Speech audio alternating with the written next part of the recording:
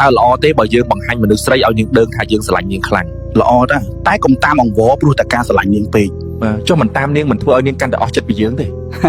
ផ្ទុយទៅវិញបើឯងតាមនាងពេកនឹងធ្វើឲ្យនាងយល់ថាឯងជាមនុស្សស្រួលយកពេក អញ្ចឹងកាន់តែតាមកាន់តែធ្វើឲ្យនាងកាន់តែឃ្លាតឆ្ងាយ អាចចិត្តដែរមនុស្សស្រីខ្លះមិនចង់បានអារម្មណ៍ដែលមានគេហួងហែងខ្លាំងពេកទេ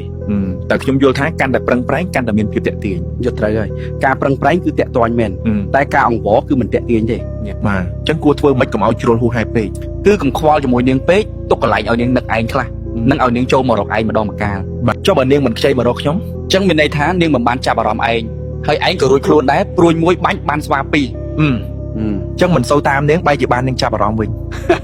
ពេលខ្លះចឹងឯងហើយអាចឲ្យនាងចាប់អារម្មណ៍បានយូរវែង បាទចុះមិនធ្វើឲ្យនាងយល់ថាយើងបង្ងើយកណ្ដោយដាក់នាងទេ មិនអីទេឯងបានបង្ហាញថាបានជួយចិត្តនាងតែមិនត្រូវការនាងដើម្បីឲ្យជីវិតឯងគ្រប់គ្រាន់ឡើយ អញ្ចឹងទំនុកចិត្តគឺពេលដែលយើងមិនត្រូវការឲ្យគេមកស្រឡាញ់យើង ទំនុកចិត្តគឺនៅពេលយើងដឹងពីតម្លៃខ្លួនឯង ហើយមិនខ្លាចក្នុងការដើរចេញ